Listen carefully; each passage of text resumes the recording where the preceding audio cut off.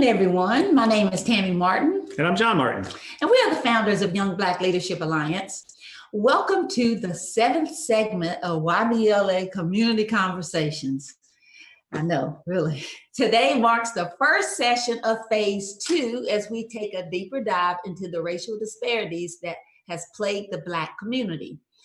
The first phase was about giving a voice to Black experiences and educating others on what it's like to be Black in America. Phase 2 will be focused on the 7 racial disparities that has disproportionately affected the Black community. They are employment, financial, health, criminal justice, education, housing, and family. Today's segment will discuss the employment disparity and feature corporate senior leaders as our panelists to talk about their knowledge and insight on this issue and also solutions that they are doing to improve it. That's great. That's amazing. So I cannot go any further without thanking our partners at DHG for starting this charge on this initiative to end racial injustice and inequality in the Black community. We want to thank their team for all the support they're making to help make this a reality. Also today, we have the honor of connecting with Matt Snow, the CEO of DHG. Matt, we definitely want to extend a special thanks to you and your leadership team for this effort. We're using the acronym STAND to describe this initiative.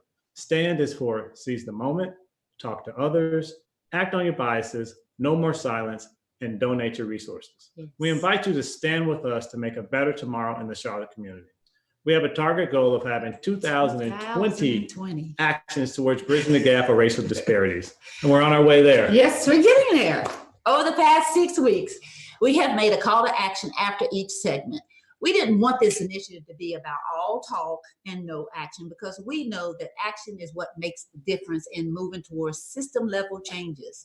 On your screen, you will see all the call of actions that we have done so far.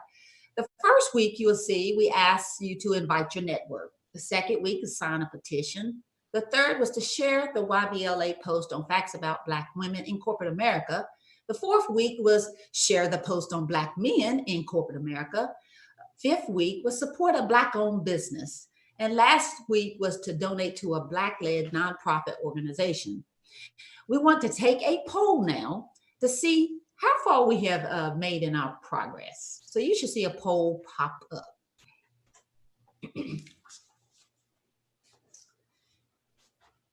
Yes. I'll give you guys a few seconds to complete the poll.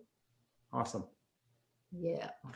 And while you're doing that, one of our leaders, Abuna, is going to come up and give us an update on our progress so far towards the 2020 actions. So come on up, Abuna. I will move and you can sit right here. Join me, sir. Thank you for having me.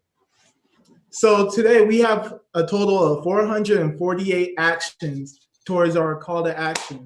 All right, 448. We're getting there. Yes, sir. That is 22% of our 2020 action goal.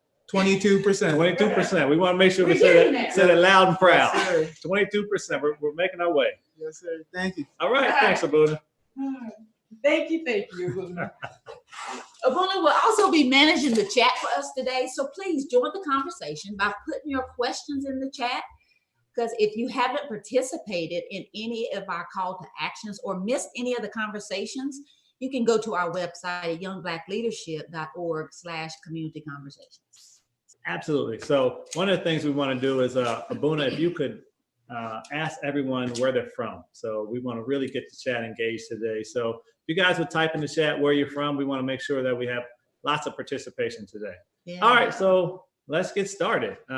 One of the things that I wanted to talk about before we even jump into all of this. Right. So as we put out the message, as we start to look for CEOs in the Charlotte community, one of the things that we wanted was really a diverse panel. Right.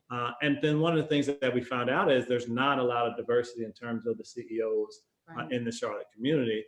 And that's why we're having these types of conversations. It's super important to figure out what we can do, again, really to move the needle, make action towards bringing diversity, not only at the lowest level of the organization, but also all the way up to the leadership level.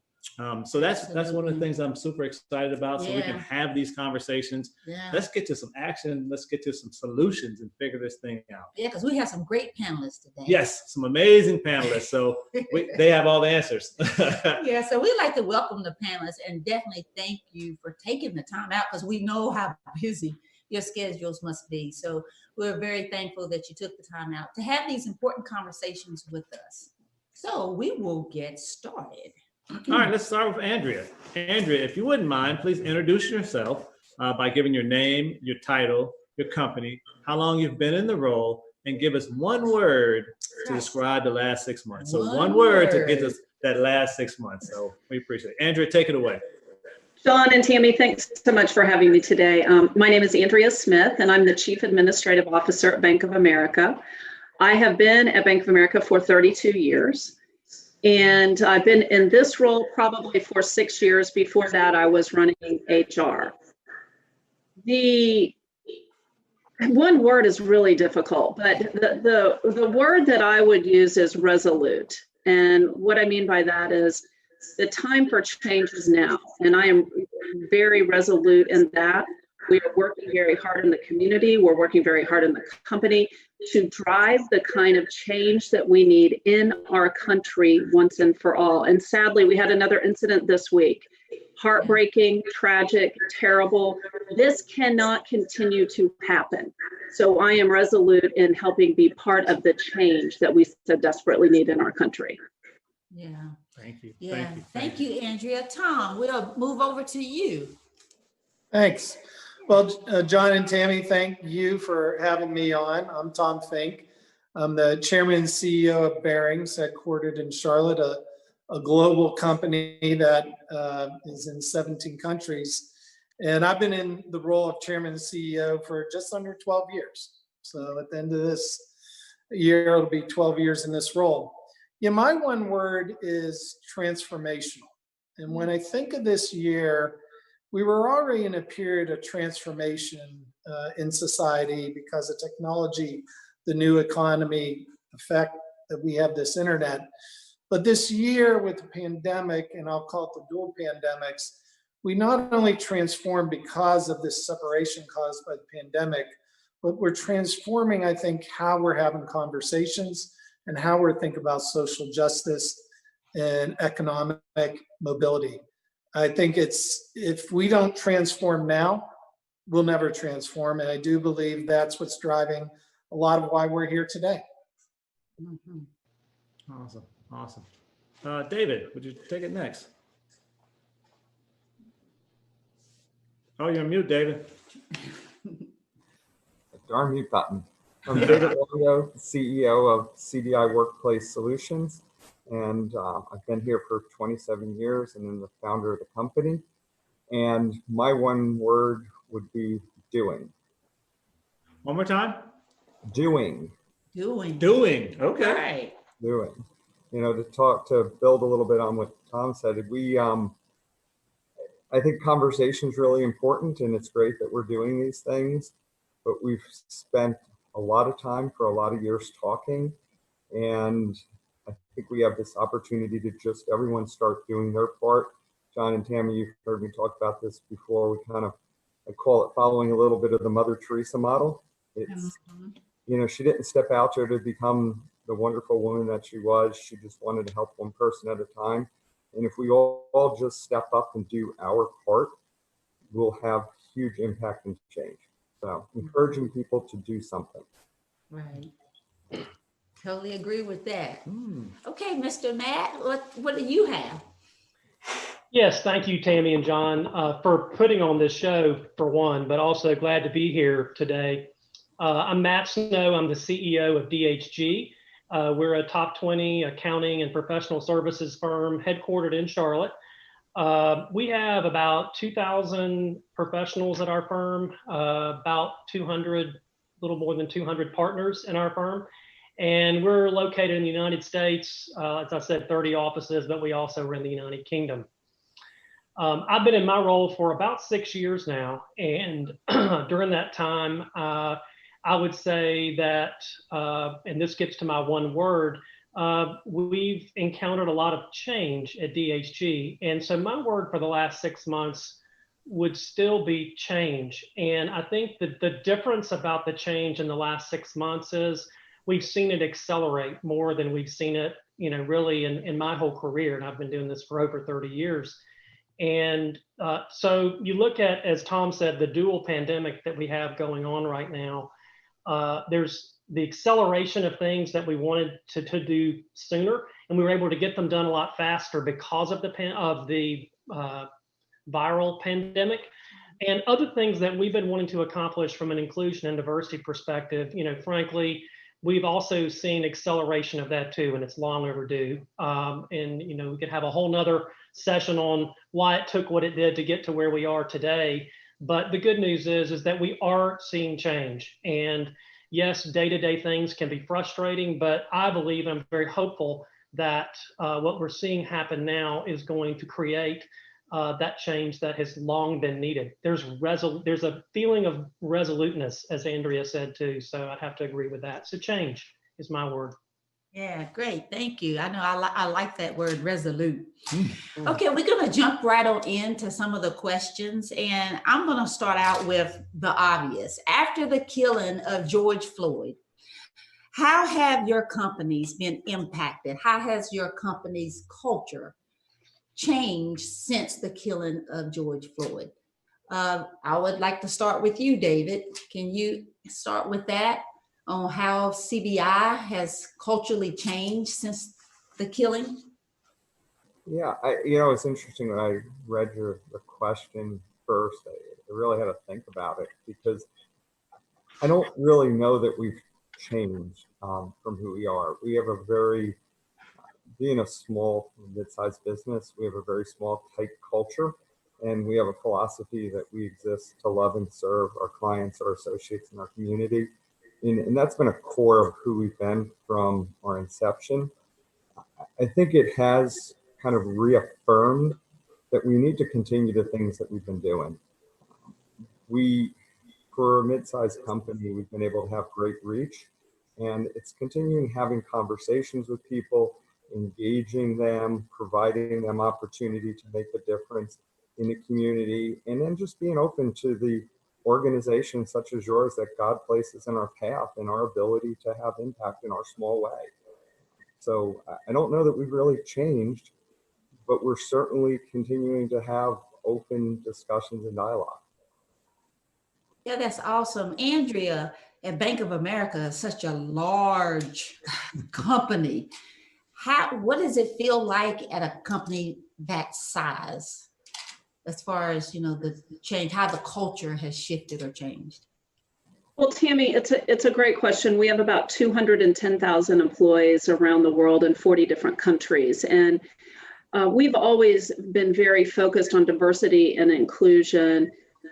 What the George Floyd and Breonna Taylor and Aubrey Ahmed and everything that's happened has driven us to do is do more of this concept that we've been calling courageous conversations.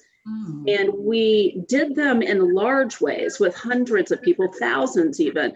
But the feedback we got from our team is we needed to do it in smaller sessions. So I've done 30 sessions with 40 or less people. And what's happening is it's very raw, it's very authentic, it's emotional. We talk about what it's like to be Black, to be driving while Black. We talk about white privilege in the conversation that I have around the dinner table with my children. And so it's created a deeper element of trust and connection and something that I think that you could talk to people in the company and they'd say they appreciate the openness, the honesty, and the authenticity. Now, the doing and the transformation is what comes next. And so we've really been driving the dialogue and keeping those conversations going. But then how are we going to drive change, sustainable change? That's the next phase of this.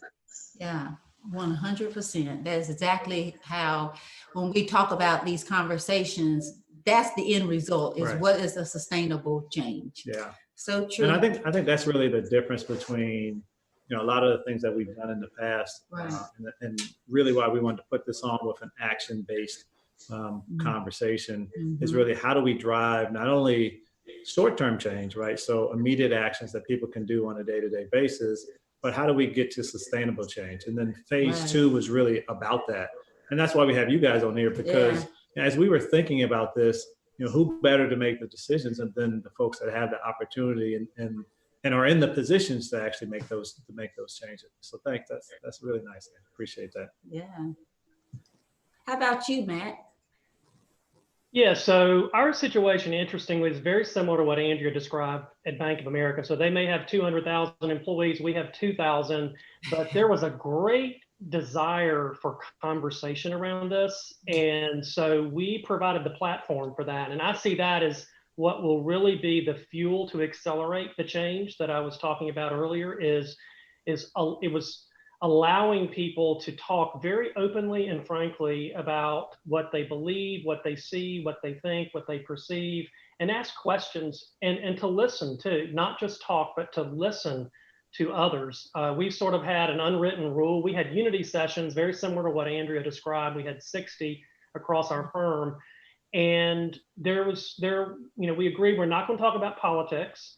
But what we want to talk about is each other, about our histories, about our stories, and how we got to where we are. Ask difficult questions. We lost our right to be offended. So it's like, look, we're all team members here. Let's dive deeper and get to know one another. And there was this cathartic experience that I think everyone had, getting to know one another better, our Black team members and our white team members, and just learning about, you know, some of the things that we thought existed and the perceptions we had, and trying to break through that with an end game of getting closer and helping everyone feel a sense of belonging, knowing we've got more work to do, but it's been a remarkable first step for us to do that, having those conversations. Yeah. Can I just, John and Tammy, is it okay if I add to what Matt said and just reinforce the listening piece of this is so important, and not a rush to a solution, but just a real listening and understanding, a deep introspection of how it makes each person, how this impacts each person, and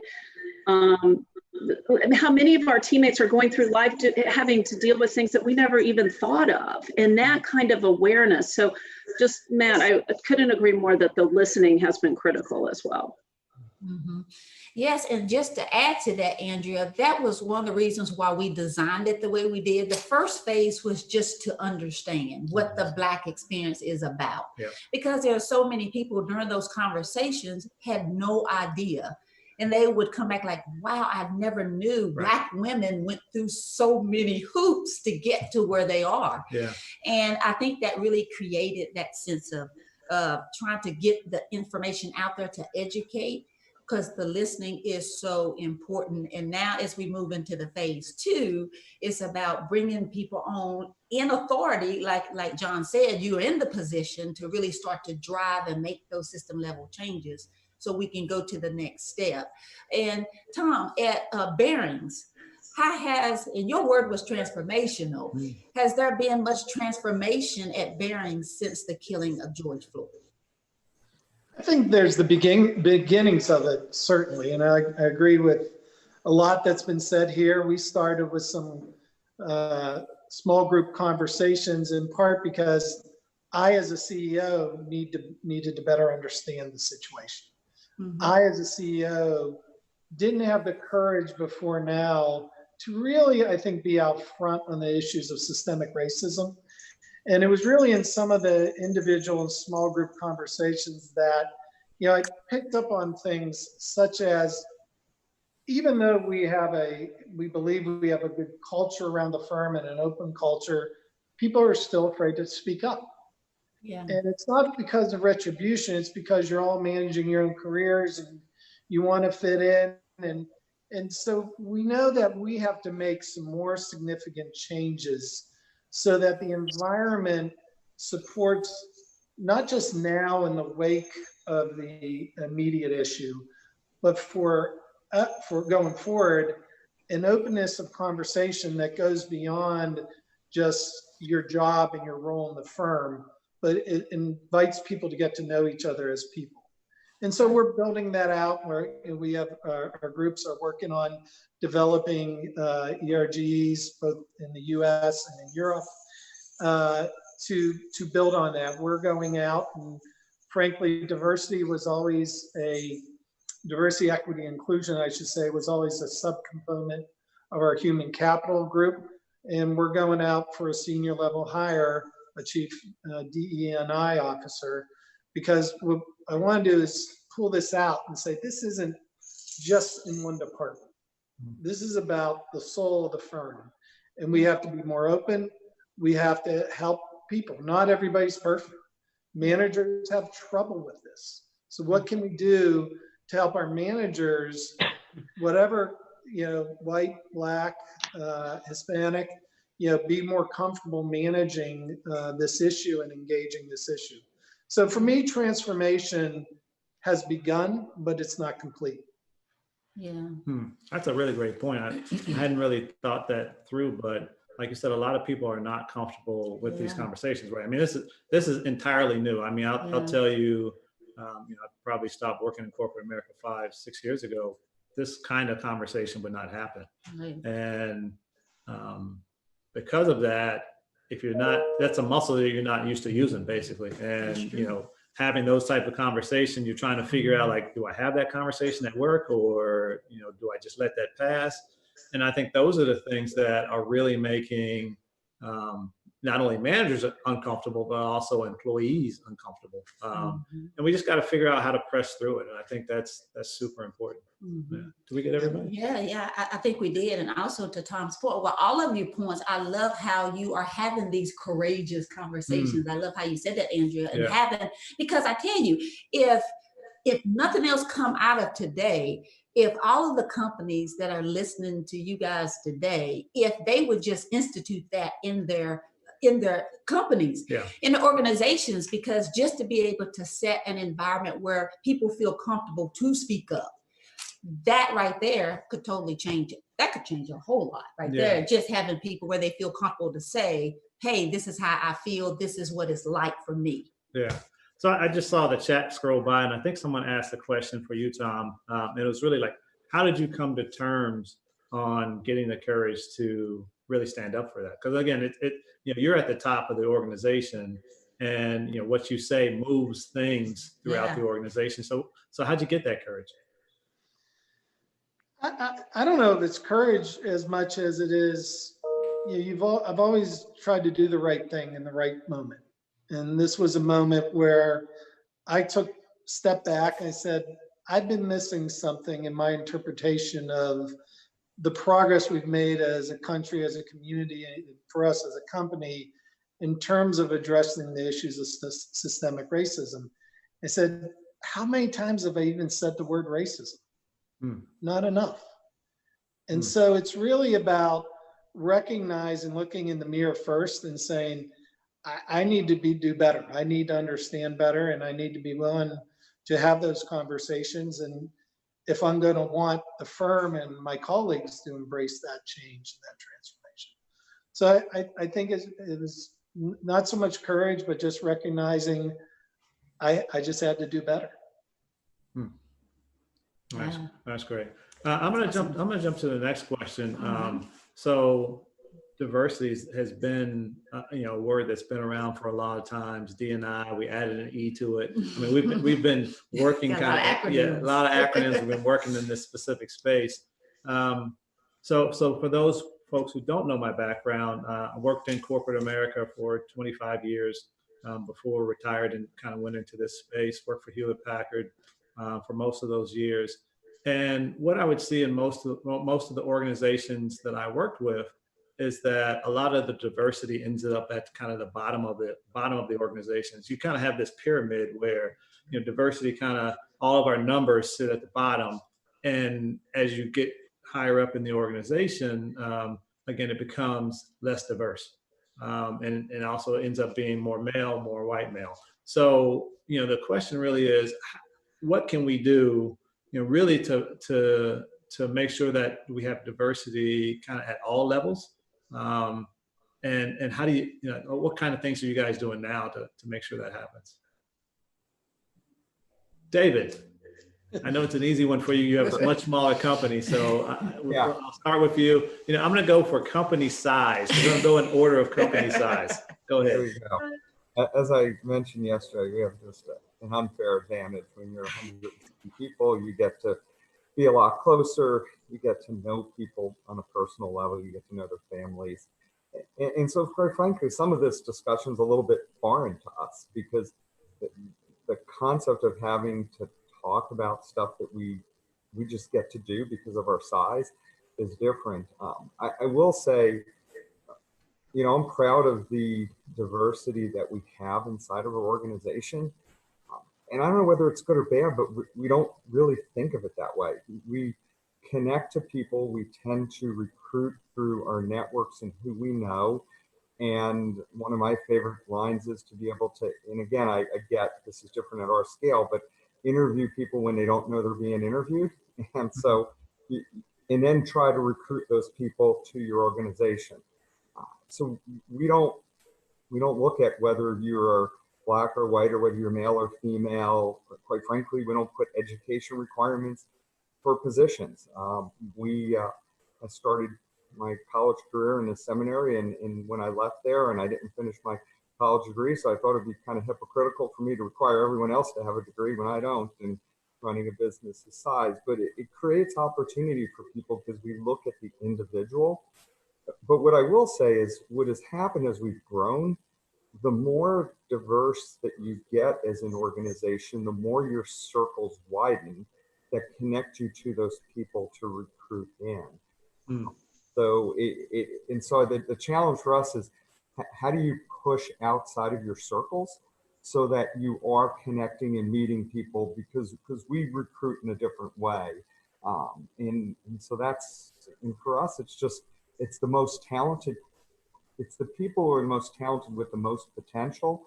And then how do I individually invest in them? We also have some programs that are built around looking at what I would call sort of this unpolished talent and how you can move people to a different level. So we have a young man who started with us who was through a temp service and was a mover, and just a wonderful person, joined us as an installer, went through our 3 levels of installing, and then became a supervisor. And then when he didn't really have the courage, we thought he can make a great leader and a great manager, but he didn't have the confidence. We had to kind of push him into the deep end of the pool because we believed in him. And that's the luxury that you have when you get to know the individual. And Anthony's you couldn't meet a finer human being and a better associate to have. But we had to believe in him and help him have the courage to go do what we thought he can do. Yeah, Tom. Yeah, I think that's a good point. I think some of this is, we've done a lot of things externally, getting involved with great organizations like YBLA, here in Charlotte and other places. I think some of it is looking at, the experience of our associates when they're here and how are we developing that talent over time to really change the top of the pyramid, to be frank, as you said. And I think, that's a matter of assessing. At times you have to go back and say, are we recruiting the right way? Do we need to go to different colleges, when we do our analyst programs? What are we doing internally to further develop, the excellent, diverse talent that we have? And I think some of this is also when we think of transformation, you can look at it from, a race and a gender standpoint. How are we aware of what our diverse colleagues are going through? And are we making our environment more inclusive? That's one of the big things I heard was, you can recruit people, but if your environment isn't changing and it's still, the fact that there is a majority of white males in the room versus females versus people of color, they're still not going to feel as comfortable. And are we recognizing that?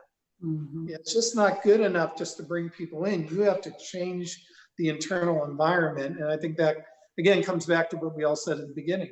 Change the conversation and change the dynamics. Yeah, I think absolutely. When I worked in corporate space, and to your point, the top of the organization, as I mentioned, was predominantly white male, and it was just unsettling. I mean, just to be at the bottom of the chart. And one of the things I used to do is like, how many positions am I away from the CEO position? And sometimes what would happen is they would add another layer of management. I'd go from six from the CEO down to 10. And it always seemed that the layer of management that they were adding happened to be a white male. Now, they were like German and from all over different places because HP is an international company. But I think that's one of the things that, as leaders of the organization, that's probably a message that you're not getting from the folks that are in the organization. Like, when they look up and they see all whites as partners or on the leadership team, it's unsettling. And it makes for a different perspective. Matt, your thoughts? No, John, great points there. And, it's interesting, your reference to where DEI was placed at your last organization. And, we've really strategically approached inclusion from much more as a cultural matter and not really a programmatic matter. And it's something that we've tried to embed in every level of the organization, so it can be systemic throughout the firm. And some ways we've done that is we've started saying, what are some leadership attributes that we look for in leaders of the firm? They must be engaged in inclusion activities. You can't be a leader at this organization if you are not passionate about this and you don't have a track record for making that happen. So Trey Ackerman, who has engaged us directly with you at YBLA and is on your board, is a great example of that. We look for leader inclusion and ultimate diversity of our organization, is building this into the performance reviews of our team members. We're starting with our partners and we'll eventually embed it throughout the organization. And there are different ways to measure that. There's some objective and some subjective, but the point being that to be a successful partner at our firm, you have to have a proven track record that data can show us that you are involved in the inclusion strategy of our firm. And ultimately, that also impacts their compensation for how that happens. And I got that idea. I can't say it's novel that I came up with it at all, but I actually got it from engaging with a group of Black accountants, Black professionals. And it was, to me, it was brilliant. But it absolutely is what we're embedding at DHG. Partners, leaders, and ultimately across the organization. We believe that to be a whole professional in this day and time, you must be engaged in our inclusion strategy, and you must understand it, and you must participate in it. That means you are mentoring people that are not like you, is what that means, and that you're good at it, and that you understand what that means and can bring them along. That ultimately, I'm gonna go back to what you and John and Tammy, both of you asked, is how are we making change happen? That's one of the ways that we're doing it at DHG, is that we believe that we can create a much more diverse team here at our firm by getting everyone involved in it. It's not a program that you can opt in and out of, but it's a part of being a professional at our firm. Awesome. Andrea. That's great. Well, I will just add a couple things that are different from what Matt and Tom and David said, but to echo Matt's point, we really have a focus on inclusion at Bank of America, and we talk about it with leaders, creating environments where people can bring their whole selves to work, whatever that is, but they don't have to leave part of it at the door.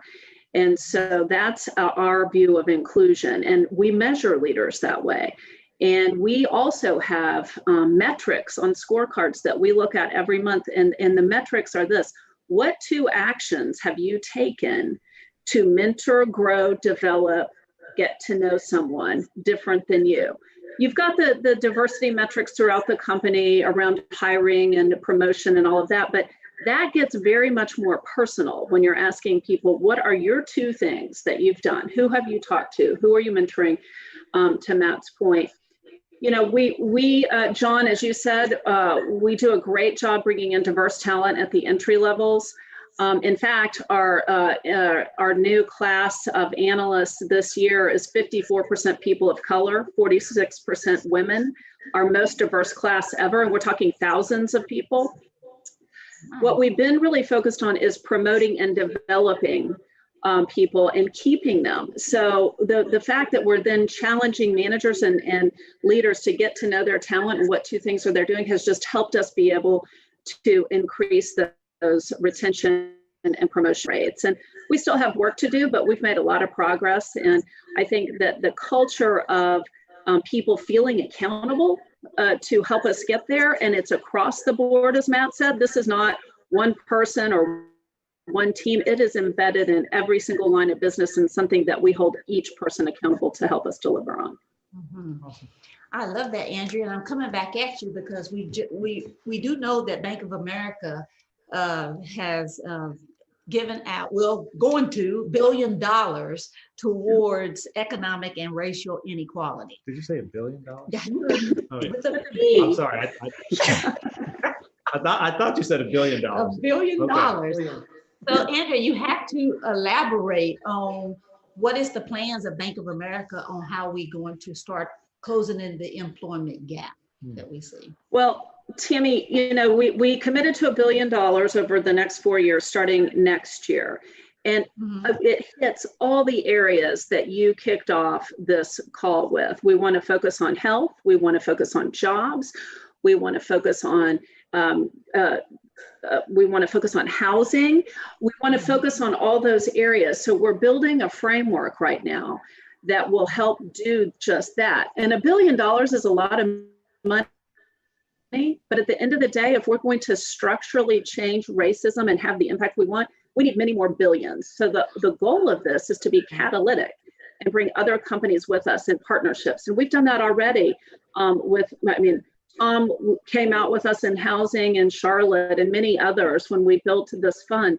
We want to do that around the country. We're partnering with HBCUs, we're partnering with community colleges, we're partnering with companies in all of our different markets to say, if we commit up front and say we'll hire X hundreds of people, then let's get the community college to develop that curriculum for us. And then these kids know they'll have a job when they get out. It's also about our vendor management and our supplier diversity program. Right now, we spend $2 billion a year with minority and women-owned business. About 37% of that is with Black-owned businesses. How can we do more? How can we help support them through this pandemic and these tumultuous times? We don't just want to help them maintain, but we want to help them thrive. And what we've realized is that it's not just the capital infusion that these small businesses needs, but sometimes it's helping build a strategic plan, helping build a financial plan. It's about talent that they need infused into their organization. How can we help do that? So it's a multifaceted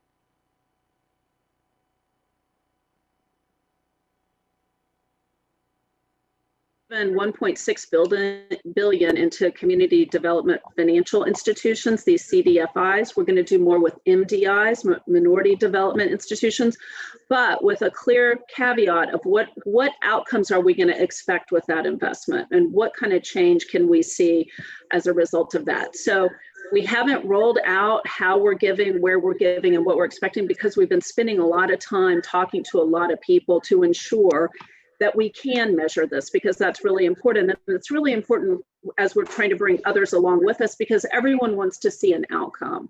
And so more to come on that, but we'll be talking about it more after Labor Day. We've been spending a lot of time with a lot of people around the country. So it is important, critically important, that we do measure this, though. Right. Absolutely. That's great. I have another question. We touched a little bit on the wage gap, and you all know the statistics with Black women making 61 cents to every dollar a white male makes, and Black men earning 87 cents to a dollar than what a white male makes. In your companies, how are you addressing this wage gap? Are any of you, I can call on any of you. So Yeah. you want to speak up on you know, this wage gap? a lot of this is, what we're doing is, and we're taking another hard look at it, and we've looked at, wage gaps, both, on gender and minority standpoints. And the reality is you have to look at it horizontally in the organization, not just vertically. So in similar roles, the reality is you need to, frankly, make sure that it's in place over a long period of time, the desire to even that out. And so as people are moving up, how do you, work on that and make sure you don't get behind on that? I think in general, it's also about, developing more diverse talent moving up. Because when you look at the broader statistics too, it's by moving up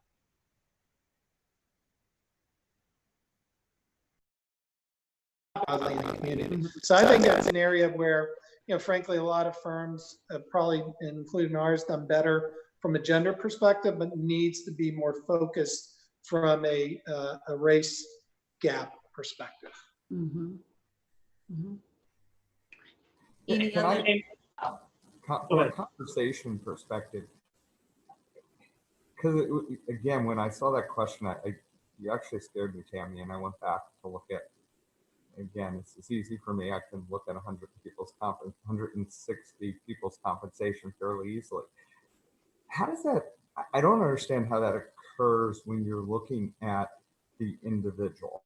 Like, how do you get that disparity? Because quite frankly, we don't have it. Like, if you're a project manager here and you come in, and we have a very specific development track for people, and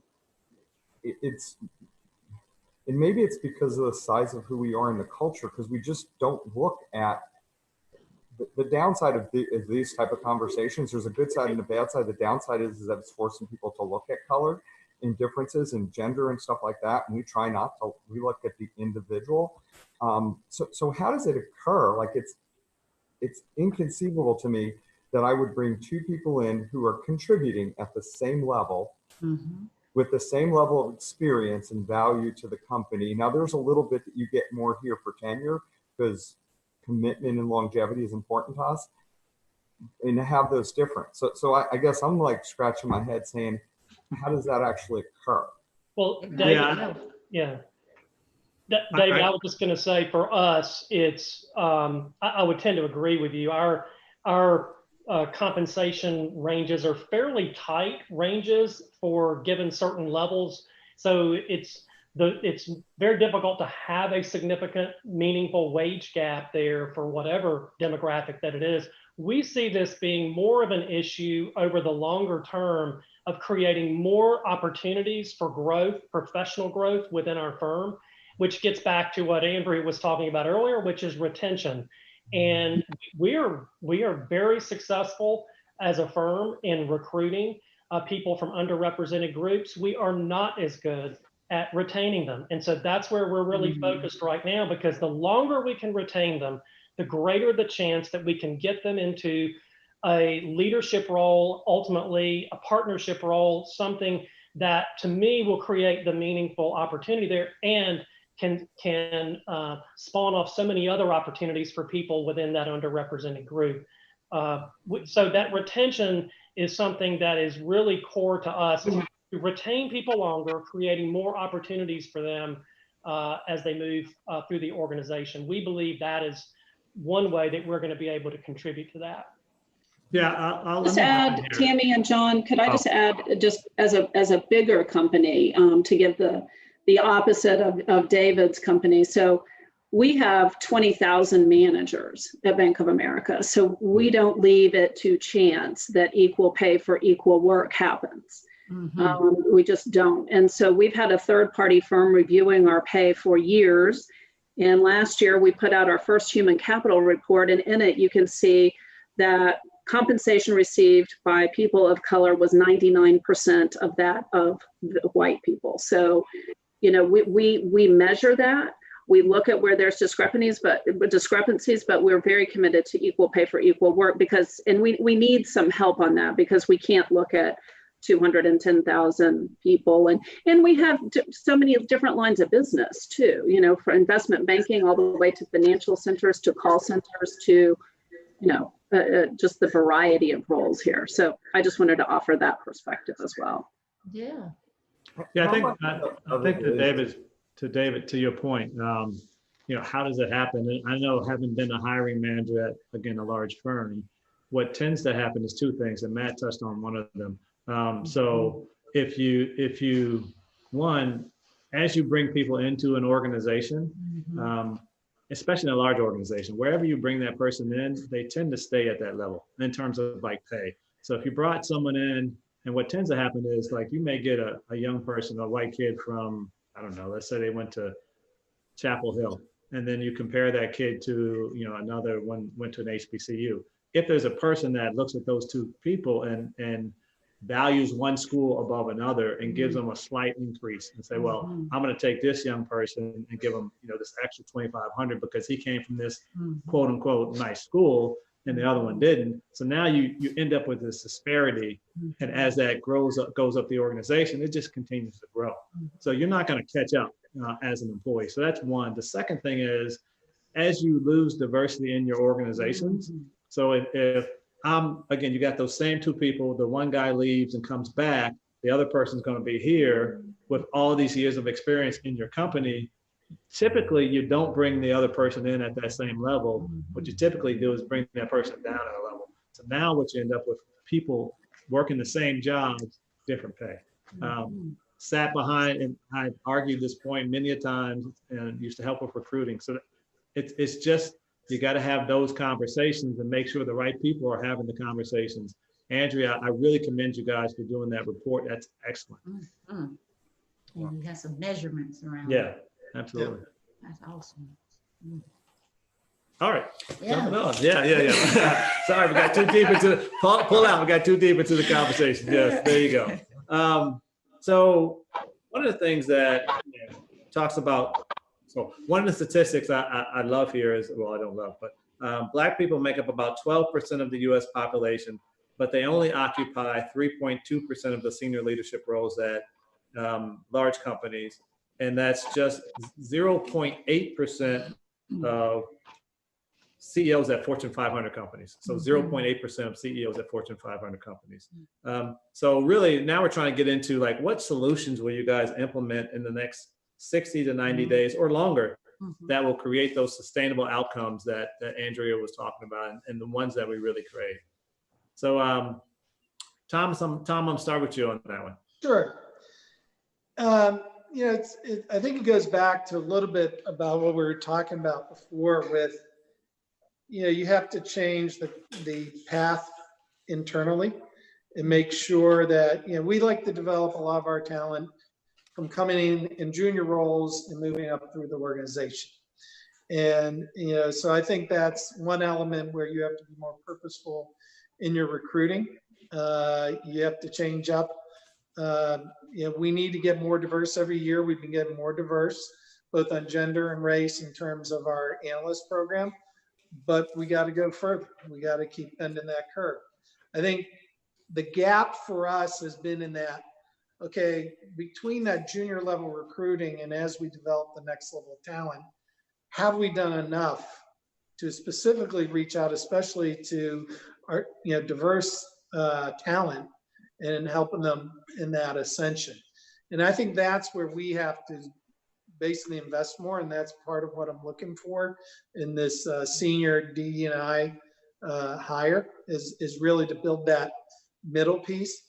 And then I think you have to look at, okay, when there is an opportunity to recruit at senior level, which does not happen all the time, are we looking at diverse talent? Are we giving it an opportunity to find that candidate? And be blunt, that's not always easy. There's not as big of a pool to select from, but you have to go that much harder at the issue. And we have to do more to make sure that as our company grows and we expand more senior roles in the organization, that they become more diverse in terms of gender and race. And so you got to hit at all three levels, I think, over a period of time to achieve the outcomes and measure. I think ultimately we got to do a better job of measuring as corporations in that path and in that process. Awesome. David? I think that it's about intentionality in just making commitments to move those things forward. I would tell you in our journey, it's been trying to increase our circles of connectivity in intentional, say, if we can fill this position with a qualified candidate, someone who, from a diversity perspective, then we should do that. In continuing to do that, I can tell you that early on in our business, because of the design element of our business, we're a more heavily female-oriented population, because that just happens to be when you go to recruit from design schools, you may have 2 or 3 men in the class and the rest are female, right? So we had such a large female population, we thought, hey, we need to increase our female leadership, and we were very intentional about that. So the person who's in position who leads a huge part of our business and will eventually replace me is a female, but that was a very intentional decision. So I think being very intentional about that, but then you got to work sometimes hard to find the person who fits your culture and fits those backgrounds. Matt? Yeah, so our goal here is what we've always said, is to improve our retention and ultimately to get more people from diverse backgrounds into leadership positions in our firm to help grow our firm's overall diversity. But to get there, we see that as there's an element of this that's community oriented. There's an element of it that's internal firm oriented. The community oriented, so we partner with organizations like YBLA in a number of our markets around our footprint, and allows us to really stay connected to the community and ensure that we're doing what we can to help build them up. Now, wish we had $1 billion to give like Bank of America did, but I would say we proportionately look to make a similar type of investment in our markets in which we operate. But internally, we also are very focused on what we have to do to grow people in those positions. And I've mentioned a few things already, but right now, you mentioned the 60 to 90 day time period. Right now, we're really trying to connect with more of the emotional side, the human side of what we're working with here. And that's why I see, the tragedies that have happened as recently as Sunday, of trying to create some good out of that. And by using that as an opportunity to say, let's do better. And what can we do internally? So we're attaching to more, what's the emotional, what's the feeling here? And we're talking human beings that we're working with, our brethren that we work right next to, and let's get to know them better, understand how this is impacting them, and how can we help them work through this individually and personally, but also grow professionally as a part of that. And so those are some of the things that we're looking at doing right now internally. We've got a whole host of other things that we're doing. We're building an ally program, which actually will allow all of our people to connect one-on-one with someone else in an underrepresented group, no matter who you are, and to learn more about them, and gives you resources on how you can go about doing that. All of these, again, building a connection with our fellow team members that are in underrepresented groups, and seeing what it is that we can do in order to help their careers advance. And I believe that that is a strong first step towards some of the transformation that we're all looking to bring about in the future. Yeah. Awesome. And Andrea. Yeah, I think those are some great points that Matt and Tom and David made. I think it is about being purposeful in what you're doing. And as you look at each opportunity that you have, whether it's to hire someone or to promote someone, I also think it goes back to the environment that's created and people feeling free to speak their minds. And it's also about showing people what is possible. Many, in the past, many people think they need to go up a vertical chain, if you will. If I start as a teller, then maybe I'm a personal banker, then maybe I'm a financial center manager, and then maybe I'm this. And what we're trying to say is there's lots of horizontal paths that you can take in our company and many skills that are portable. But we have to show people that. We have to talk to people that. We have to do, as Matt said, and create those connections. We've got to understand what people want to do. And then we can clear all kind of obstacles out of the way to help them achieve that.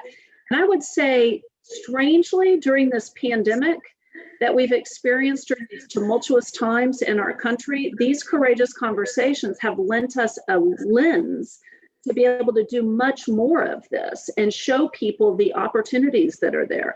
We said early on that we were not going to get rid of any employees due to COVID, so we've maintained our employee base. What that's allowed us to do, though, is look at different promotion opportunities and moving people from one line of business to another and supporting them through that process. And so I think it's all the things that we've talked about today, but it's being purposeful, deliberate, having the ongoing dialogue. It's knowing your people and knowing what they want to do and then helping them achieve that. Well, I know I personally want to thank the panelists because y'all know what we do. We're building leaders in these young Black students, high school and college, and young professionals. I know just sitting here today makes me feel better that we are grooming them to be in companies like your companies because you get it. Mm-hmm. You understand. Yeah. You have metrics around it. You're having the conversations. You're trying to figure out the connectivity. I love that. And that gives us hope as we're pushing this next generation of leaders because we feel that we may not see it in our generation, but we feel that it is going to be where our great-great-grandchildren will, when we talk about a situation like that, they'll be like, really? It was that hard to get, I just feel that will actually happen. And I just thank you. I commend you for all the work, the leadership that you're doing in your companies. I really appreciate it. We're so blessed and fortunate to know you. We thank you what you do for our students. Thank you. And giving them the opportunity, just like you say, Andrea, I say it all the time, is they have to see it. Yeah. If they see it, they can be it. And we say it all the time. And it's just not because of lack of potential. It's just lack of access, lack of exposure to people like you. Yeah. So we really, really thank you. And now we're going to move on to our call to actions. Y'all giving us so many solutions on the things that you're doing in your companies. And we really, really appreciate that. Yeah, so we got about 2 minutes here. We're gonna do this really, really quick. So call to action. Would you guys put up the poll for us? Yes. So in the poll, what we want to know is if your company, and a lot of your folks are on here, so that the answer should be yes. Has your company done anything to help towards employment disparities among Black? Yes. So if you would please take that poll, yes or no, really quick. And then as we roll out of here, if your company has done something specific, please put that in the chat. So really what we want to see is yes or no on the poll, and then in the chat, all the things that folks have done, all the things that companies have done. So really that's our call to action for today. Hopefully this will work really well. Yes. And we'll get through that. So the poll should be out. And again, we thank you guys for everyone for joining the first segment of phase two. That's right, first segment of phase two. We hope you enjoyed hearing from our corporate senior leaders. I know I did. I did, definitely. Absolutely. Learned a lot. Yes. Again, you sit back and you don't understand all the stuff that's happening behind the scenes and what the leaders are doing. So we definitely appreciate all the work that they actually are doing. Yeah, we definitely appreciate being able to look behind the curtain and look into the future of what's coming. Yeah. So again, thank you, our panelists, for participating. Of course, thank for our wonderful partners at DHG for doing all the heavy lifting and supporting us. Exactly. So the next segment, everyone, is going to be on Tuesday, September the 8th, as we focus on the housing disparity that impacts the Black community. We will feature developers and organizations in the affordable housing industry. Now, as a reminder, phase 2, the segments will be every other Tuesday. So next Tuesday, we take a break. So we'll be back on the 8th, but please don't forget to visit our website and participate in all the calls of action as we continue together to tackle this racial inequality and injustice in Charlotte. So we'll see you next time, and thank you for joining us today. All right, let's leave the Thank poll. you. Close that up. Thank you. Thank you. Thank you. Yeah, y'all can hold on a little bit.